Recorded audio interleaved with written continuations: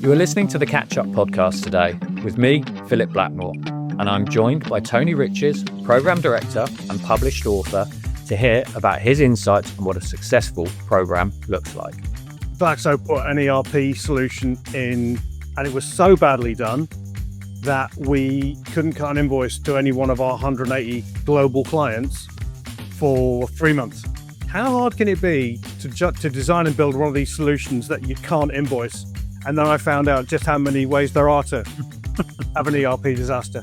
Data cleansing and migration isn't right, then stuff starts going wrong really quickly. If change isn't effectively managed, I've seen businesses brought to their knees by lack of change. Find the person who's got all the bullet holes and the bite marks and the scars, who can say, oh yeah, I did the same thing in 2008 and it was a disaster. Tony, thanks for joining me here today. It's been a little while since we had a good catch up, and I think it'll be a really interesting conversation today for our audience to get a little bit of a backstory in terms of you, your career history, journey to get into being an ERP program manager, program director, project sponsor, and just get some of your valuable insights into how you see a successful program and how you, I guess, judge a successful implementation. What does a successful implementation look like? How do you, I guess, really value an implementation beyond just quite simply a go live, essentially? So if we go back to the very start of your journey, career within this space, I know you joined and worked back at GSK back in 1999 doing a JD Edwards project, but was there anything prior to that, in terms of getting into project management, your journey into that, or was that kind of the first pure project program role that you did? That was the first pure role I did. I guess in terms of my motivation to do this interesting and really challenging job, is in 1996, I was the victim of a failed implementation of, I can't remember the package now, it doesn't matter. Glaxo put an ERP solution in to its manufacturing sites, and it was so badly done that we, in the commercial department I was working in, we couldn't cut an invoice to any one of our 180 global clients for 3 months. We literally couldn't cut an invoice. So we ended up with a manual invoice generator based on a spreadsheet, but my team were so wedded to the manual invoice generator working in Excel that it took another 3 months to get them to stop using it.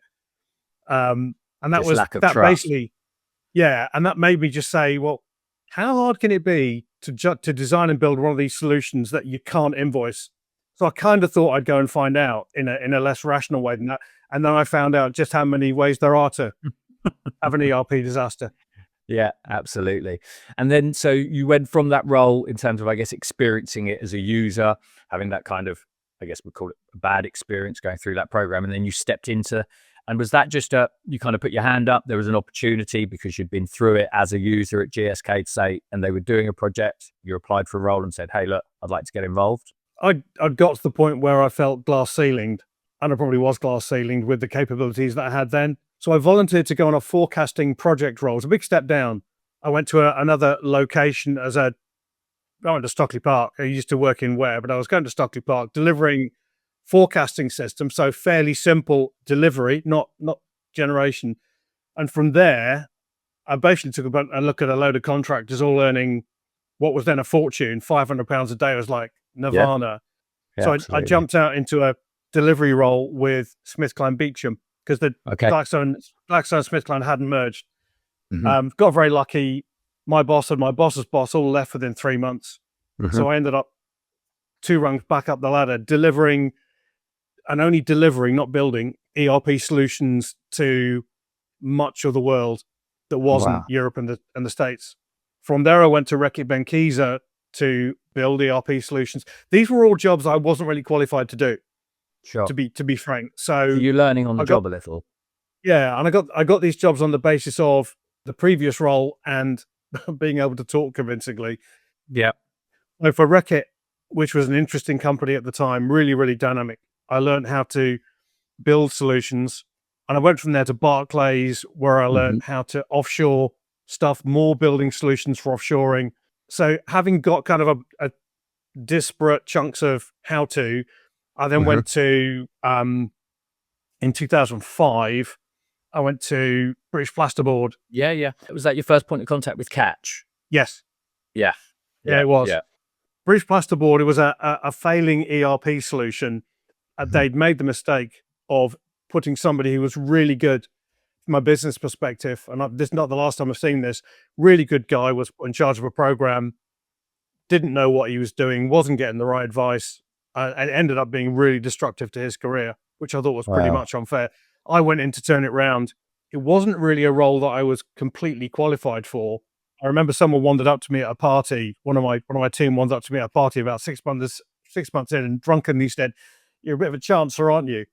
It was quite hard not to say, "Yeah," because I was learning on the job. I learnt about a lot about product-based planning and the kind of the role of the deliverable, the key role of the deliverable in a variety of work streams in building an ERP. Big learning. And we ended up not going live 2 months from live because they'd just been taken over by Saint-Gobain, which with Oh, the wow. joy of hindsight, it might have been a good thing. Yeah. Well, there you go. And in those early days, Tony, in terms of like sort of products that you work with, and obviously you worked with JD Edwards a little at GSK, BPP was JD Edwards. In between those roles, did you work with any other sort of systems, or was that a JD Edwards what you worked with down at Barclays, or was that SAP or something there? Good question. It was Edwards in SmithKline. It was still Edwards in Reckitt Benckiser. Barclays was more of a homebrew, Okay. which was interesting from learning how applications are built generically rather than just looking at things from a package perspective. Yeah, no, absolutely. When you look back at your early career, so those days in some of those sort of two, three first roles, exposure to programs that you had, is there anything that you learned through those days that you still take into your role today? Any learnings that you think I've kind of always kept a constant with that because I saw it worked? Actually, what I learned from horrible numbers, what I learned from 1983 as a fresh-faced graduate busy causing chaos across the boots warehousing division, right up to 1999, I learned an awful lot about how business works. And actually, for the role that I've got now, which is, to be fair, more project director than program manager, but even in a program Yeah, yeah. manager role, Mhm. I think if you don't have that early business exposure, it's harder to do your job because it's harder to empathize with the business. Doesn't mean to say you can't make a great career by starting in consultancy. And if you join a big four and learn how to deliver that way, I know some very clever people who do a brilliant job. But Yeah. I found that for me, it was understanding how business works and how stakeholder brains work Mhm. that was really key. Those 3 or 4 roles taught me how to do my job technically. I think the learnings that I got in the 15 years previous were at Sure. least as important Yeah. in how to manage senior people. Yeah, it gave you the human skills, the elements of kind of that psychological piece of, yeah, seeing how it impacts businesses, how systems. Yeah, no, it really does help. And I think it's interesting because we often do see it. And I think absolutely concur with your comments there that, yeah, you do see some exceptional program managers, program directors that have just always been in a consultancy environment. Yeah, But I think sometimes if they've gone through that career journey and then they try and step into then the end user world, it can be quite a seismic change for someone to then do that. Whereas if someone's been within businesses, within end users, and then moved and gone into the consultancy environment, sometimes you see that transition a little bit easier that way round. I found it easier having Yeah. having been so long client side because I was client side from 99 to 2013 before I went into consultancy. I actually think the client side job can be harder.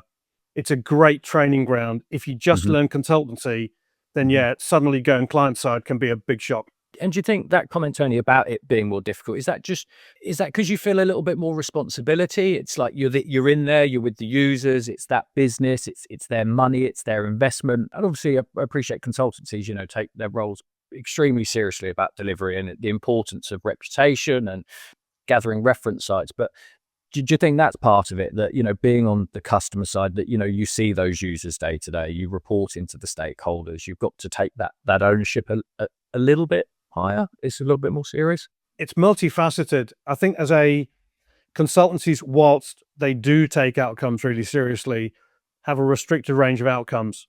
And that doesn't mean that a consultancy can't assist a client to understand what they're supposed to be doing. But at the end of the day, consultancy responsibilities are about understanding requirements, delivering requirements, making sure they work through testing, and then supporting the transition into a user base. And yet it can be more complex than that because there's potentially change, potentially data, which I'm sure we're going to talk about more. But from the most difficult thing in consultancy is the resourcing side of it, to make sure that you're getting the people you need for your gig and effectively find the client's corner within the business. On the client side, you've got responsibility for something which, if any part of it doesn't work, it's like a watch mechanism. Data migration is wrong, project fails. Change management's wrong, project fails. There's a big load on a consultancy earlier on, but it gets easier. Sure. I'd argue it's the other way around from a client perspective. It's easier to start with, especially if you don't really understand the full panoply of the whole thing, because all you're really doing is focusing on making sure that the business bring the right people to define the requirements. Yeah. And I guess is that the piece where it's almost the system's being handed back over. It's now yours. It's going into business as usual. This is now your responsibility. It's your system to maintain, to support, do the continuous improvement piece around it. It's that. And if you look at the things that will, the kind of the silent project killers, everyone focuses all the time on functionality. Will it do everything we want?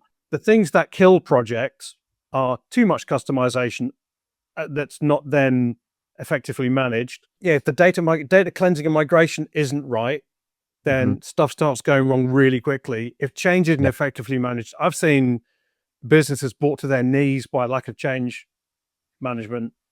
There's a real multi-dimensional responsibility that gets tougher and tougher and tougher if it's not being done properly the closer you get to go live. And yet the closer you get to go live on client side, the harder it is to either say stop, which sometimes will be the best thing to do, because it just gets a momentum all of its own, or to say we need longer because budget may not be available. Cost, So of the two, I think client program management done properly is really demanding. On all but the biggest projects, the consultancy side can be simpler as long as you've got the right people. Sure. You hear comments sometimes if something hasn't gone right about the product being at fault, or we implemented Oracle or we implemented Microsoft Dynamics and it wasn't very good. And I always find it interesting. I mean, obviously, as I sit on the other side, I sit outside these projects. I supply people to work on these projects and I hear people's feedback. But my interpretation of it is the product is the product. It's often the people that are involved in delivering that program that are often the problem, whether it's not having the right people seconded onto the project from a client side, a client maybe, and I do see this sometimes, customers saying to me, our consultancy partner are delivering this, we're paying them X amount of million, and it's their responsibility. And I always find it an interesting sort of tagline, because I always think, well, it's your business, it's your system, it's your responsibility to make sure they deliver it for you successfully, and you have to take ownership and responsibility. It's like asking someone to build you a house and them saying, well, what house do you want? You say, well, just build me a house and I'll come back in 12 months time, and then coming back and saying, well, I don't like that house. So, well, you get out what you put in. You need someone to project manage it for you and be engaged and understand it. And there's a lot of really successful projects out there. And I think that's something that I also want to get a message out there, is that all too often we hear about the negative, but there are so many successful projects out there. And just on that topic, Tony, I'd love, to get a bit of your experience in terms of critical success factors that you think often lead to a successful, maybe smooth and effective transformation project. You can sum it up in that the first 90 days of a project will give you the end outcome, and it's finessable, but what you put in place in those first 90 days, you've already mentioned, you have to have the right stakeholders within the project. My attitude has always been, and sometimes I've succeeded with this and sometimes I haven't, if you don't give me your leaders of the day after tomorrow, so CFO, I don't necessarily want your successor in waiting unless you want to give him to me, but I want his successor in waiting. I want the bright young person of 30, 35 who has got a sparkly intellect, has got the Hmm. trust of shop floor, Yep. because then they can sell the solution back to shop floor because it won't be necessarily everything they want. Sure. And it certainly won't be a replication of what they've got. So I want the right people. You have to set up the right framework for change management. You need a really good change lead, and change is all about change impacts. It's not Sure. about how we're going to communicate. It's what's going to change. And then migration needs to be fully understood with the right resourcing from both client side and consultancy. I could go on. I could probably fill another 15 minutes. There are a series of success factors that have Yeah. to be owned by senior stakeholders. If they're not in place by the end of the first 90 days, they're not going to be.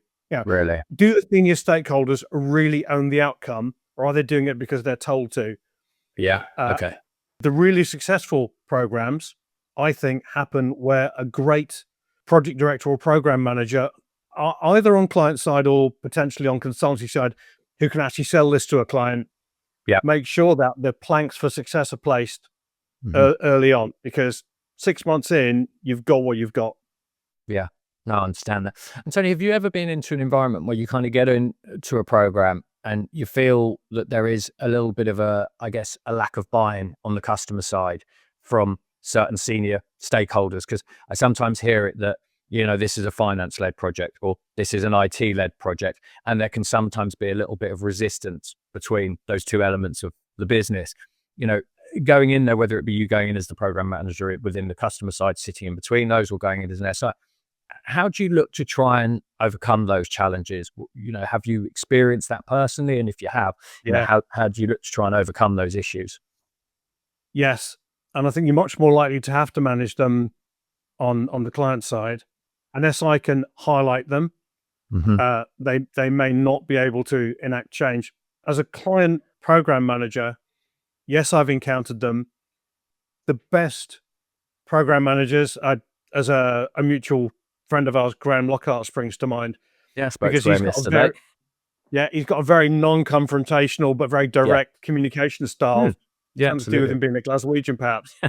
Um, you have to face up to the individual Yep. and say, in a way that Graham's very good at, you have to take responsibility for this. If you don't, then it's likely to impact your business. You own the project for your business, and I need you to help me. If the individual still really isn't interested, I've got a particular person in mind as I say that, who leaned back, put his feet on the desk with a big cigar unlit because it was a no smoking office, and basically said, "This has got nothing to do with me," literally. Then all you can really do is be straight with them, tell them that you're going to do this, and then you have to go to the sponsor and say you have a part of the business which is not interested in delivering Hmm. this. You don't want to start an internal civil war or Of become an course. enemy for that person. So, Yeah. which is why it's something never to do behind their back. Be really Mm. clear what and why you're going to escalate. And, Yeah. do it with a look. You leave me no choice. And again, when we talk about the success of projects, it's having a very clear communicator leading that project, communicating back to the business, communicating with their SI. Do you have to adapt your communication styles as well? Obviously, we're not dealing with robots. We're not dealing with products that are just the same. You, Tony, as a program director, are dealing with human beings. It could be a CFO, accountancy background, different brain to a CIO who might be slightly more technically minded. Do you find you have to adapt your communication styles and you just have to have slightly different hats on at times when you're kind of dealing with different people within these programs? Yes and no. The yes side of that question is absolutely, you have to find arguments to work with the individual. Sure. And you will talk to a CFO in a different way that you'll talk to a CIO. However, I mean, there is a degree that, yes, I am Tony, and you get what you get. Yeah, yeah. I think we're all like that to a greater or lesser degree. I think if you bend your communication style out of shape to Hmm. try and get through to somebody, it probably feels, if You I, lose authenticity, I guess, of your own true yeah, self. Yeah. so you've got to stay true to your own style. But yes, you absolutely, it's situational. You do have to try and find an argument that will resonate. Someone said to me, a very senior Glaxo director said to me, I do spend about a third of my time working out how to get what I want. And at the time I thought, sounds a bit selfish. And then Yeah. 30 years later, I totally get it. He Yeah. was he was a supreme, he was like a Hmm. chess player. He knew what to say to people Hmm. to get the outcome he needed Yeah. for Yeah. his role. And there's an element of that. If you don't know how to ask for what you want, Hmm. you're not likely to get it. No, I understand. It's a bit like that kind of, as you were saying that, I was thinking of kind of like a, a highly successful coach of whether it be a rugby team or a football team or whether it be cricket. And you think about them managing those different personalities, different egos. It's like, how do you get the best out of an Andrew Strauss or a Kevin Peterson? Totally different end of the spectrum, but you've got to think about how you deal with those people maybe slightly differently. And that's like you say, how do you get what you want out of it? There's a range, isn't there? There's going into the, I hate the term, but going into the C-suite Yeah. with the Yeah. or Yeah. there's going in as Mr. Billy Big, you know what, Yeah. and alienating very senior people who've got important and difficult jobs to do. Hmm. And I think if you pitch it at the level of, I've done this lots of times, I've always got something to learn, but what I've seen previously as a result of what I'm going to talk to you about is this. Sell the success, but also explain the potential failure Yeah. and Yeah. get, Yeah. You can kind of see what's coming down the road. The experience allows you to kind of recognize yes, those behaviors and kind of say, look, if we keep going down this path, I know what's going to happen. So kind of we've got an opportunity to change. Yeah, no, absolutely. And then, Tony, if we go back to a little bit about, your career path journey. So you were at BPB, you did JD Edwards there. You then moved on from there. so the next few years, I spent about 9 months on a gig in Holland, Right. an SAP gig, which I wouldn't call it a sideshow, but they got taken over and the project got shelved. So Fine. it was Yeah. useful learning about SAP from a planning perspective. Then I got what I consider to be the really big break, which was Howden. Yes. Yeah. Amazing gig, utterly let down by a smallish SI, which I won't name. Yeah, I remember. Yeah. Are they still going on? Howden is still going on, and I think the The consultancy is still going, are I they? believe so. Oh, right. Okay. Yeah. Everybody now Yeah. wants to know who it is, and I'm not going to say. Do the research. They've been absolutely led up the garden path and left with a sudden statement of, take longer, more money. And I went in and did a review, which took me literally 2 days. I had a week for it. It took 2 days. People know what's going wrong. I just walked around, asked people what was going wrong, added my own. Here's what I diagnose, wrote it up, and then got the gig of turning it around. And it was a fabulous job because the project team were really, really strong. They were just being misled. And actually, knowing what I knew about how to deliver an ERP program and being able just to say, guys, let's do it the right way.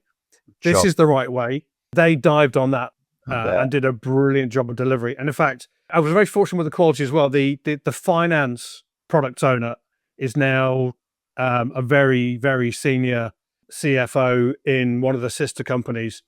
So that was Sure. the kind of quality of person I'd got. So Yeah. it was very fortunate. It helped. So that's where I really, really cut my teeth on proper rescue. And that was your first exposure with Microsoft Dynamics? It was. Yeah.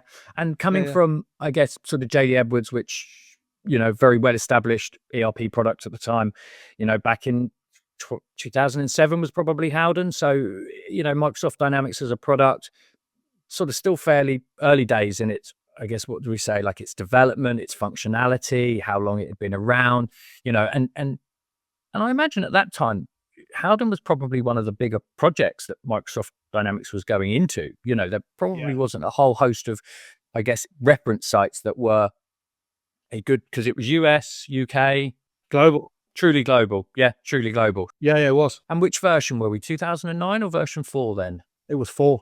It was 4, yeah. So, Yeah. yeah, thinking back to version 4, I can think of very few, what was then Microsoft Dynamics AX version 4.0 global projects. So, and from a product perspective, JD Edwards very established, have been there, seen it and done it with, large pharmaceutical companies, and then going in and implementing a relatively immature product in Microsoft Dynamics.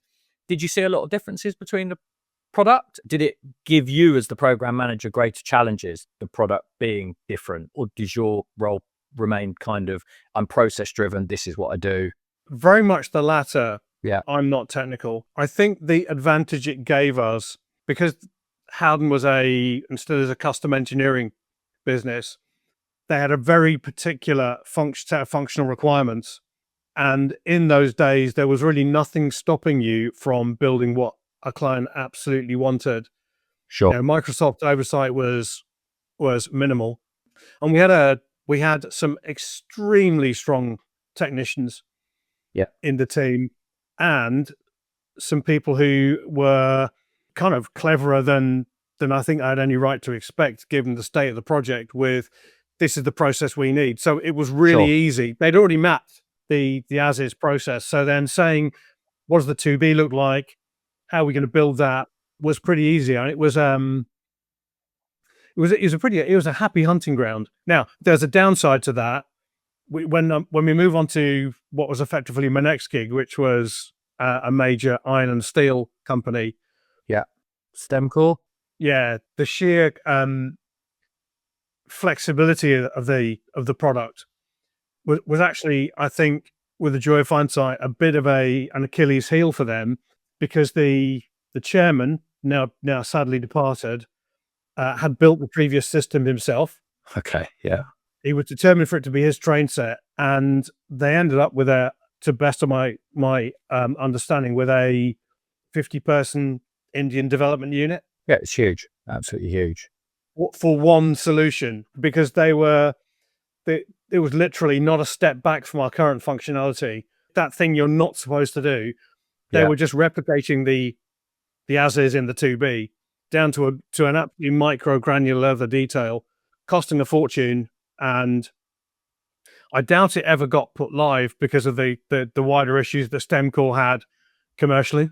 Yeah, the commercial issues, I think, kiboshed the whole project fundamentally. And just on that topic, when you're talking about customization, how do you navigate those challenges? There's obviously a balance for the need for standardization and best practices, but also businesses have unique requirements. Not every business is the same. So then the nuances of, customizing a system, standard systems, how do you offset those challenges sometimes with the customer?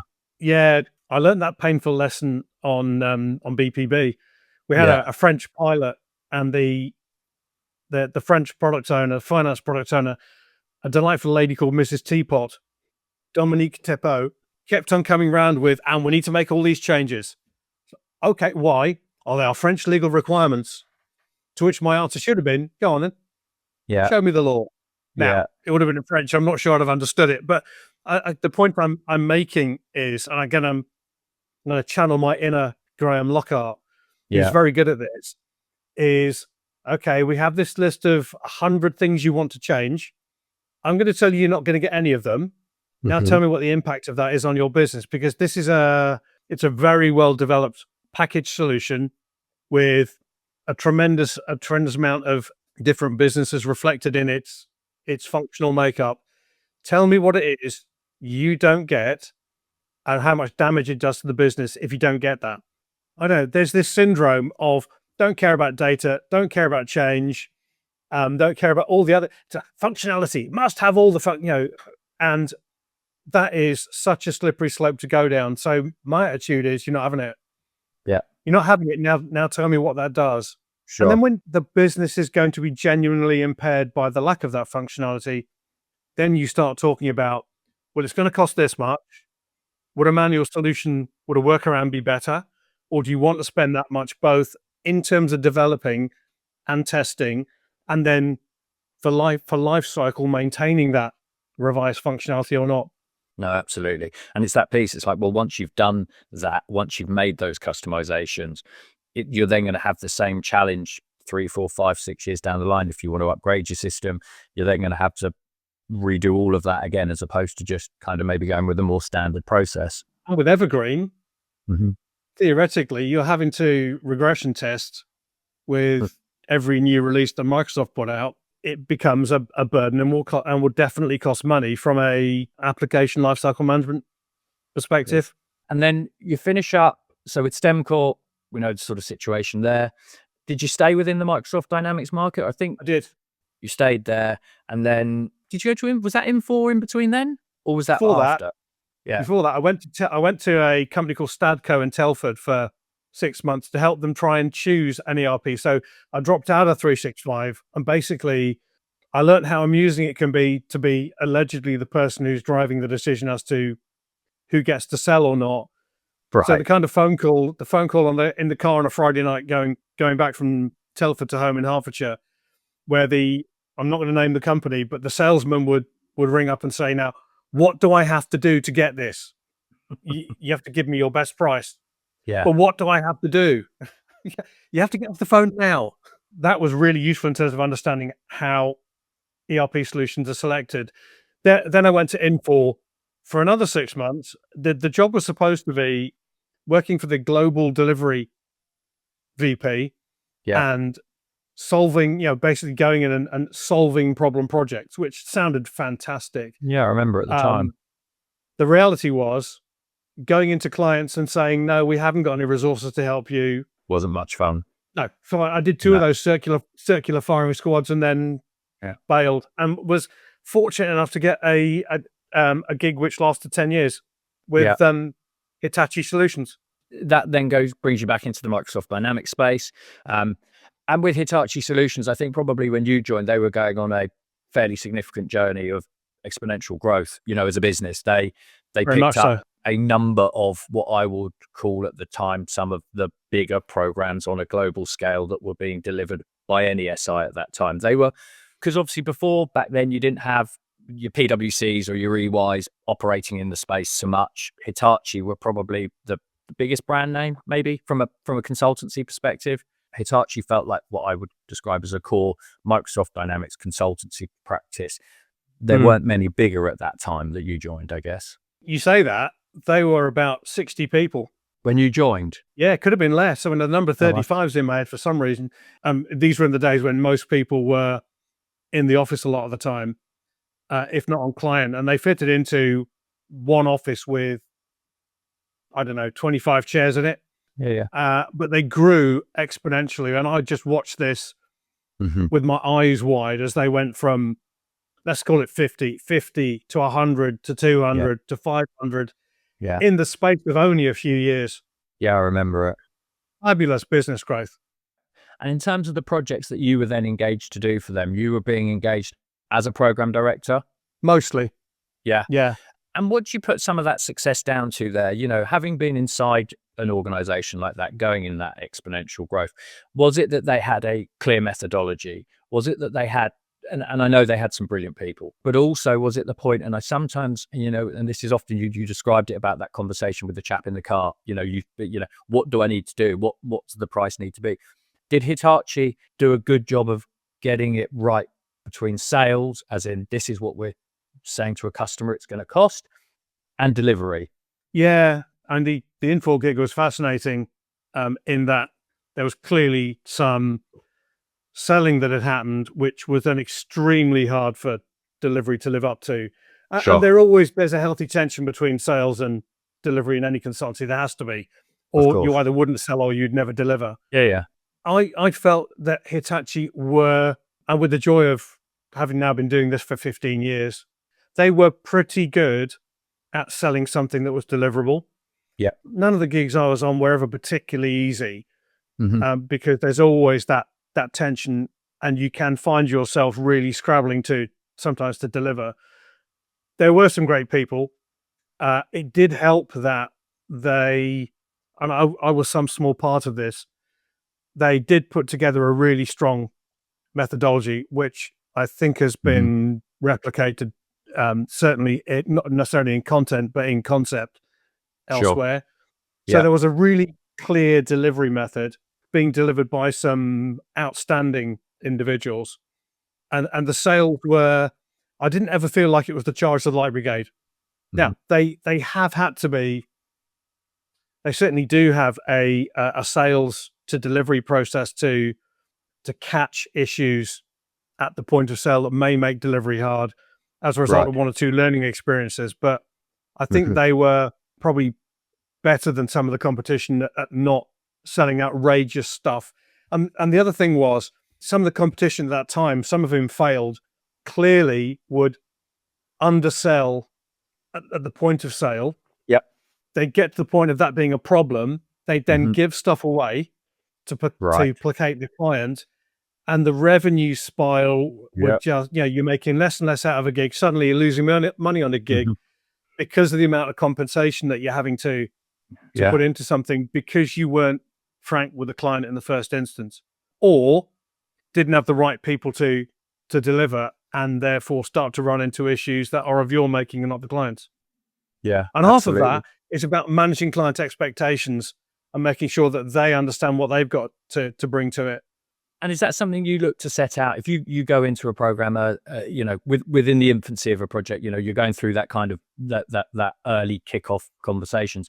Is that something that you look to set out kind of from the offset, Tony, in terms of emphasizing the importance to the customer, what Mhm. is required from their side? It's those first 90 days. Yeah. It's not just about the client. Obviously, there is a need for the consultancy to rock up with the right people. But I think there's this, and you've already mentioned it, there's this misunderstanding sometimes from a client perspective, which is, you're the experts, you're going to tell us everything. So I think it does behove, especially if they haven't got one of the really good project directors that are on the market doing the job for them. It does behove a Mhm. consultancy right from the start to say, these are the things you need. Right. So take change management as an example. It's not enough for you to be starting to think about change once you've got a system built. Your change resource needs to be there from day one, needs to be understanding, needs to be working through with the business. Mhm. What's the functionality? What's going to change? What do we gain? What do we lose? And therefore, Sure. how do we manage those impacts? How do we communicate them? How do we mitigate them? What metrics are we going to use to make sure we understand what good looks like, so Mhm. that we know post live whether we're still actually delivering for the business? I think it does behove a consultancy to tell the client that. I'm not sure it always happens. Sure. Um, Yeah. and that's why I would encourage any senior sponsor who's about to engage in that journey, to either recruit the absolutely best project director they can get off the market, or find someone who can assure it for them. Yeah. They need to have someone who's done it time and Mhm. time again, telling them what they're going to fall over, Mhm. because the consultancy may not do so.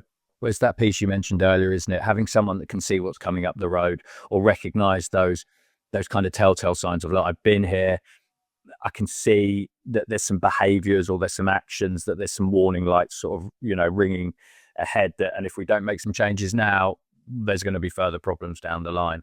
I think it's been a great conversation covering off your experiences, your insights into programs, and you've kind of highlighted it a little bit there yourself. But if you're sat there today, sat opposite a program sponsor, CFO, CIO that says, "Hey, Tony," and it's a pal of yours that I'm just about to embark on. We've selected a product, we've selected an SI, just about to start a new program of work. What advice, or what learnings or what guidance would you look to kind of highlight to that individual to kind of say, look, maybe be aware of this, think of that? Is there sort of two or three things that you'd say, look, I implore you, please just make sure you do these two or three things. If you do these two or three, four things, you've got a good chance of success. It would be making sure that you have, across the board, the right people from within the business in Yeah. your team. Yeah. So it's the successor of the successor Yeah. in all the departments.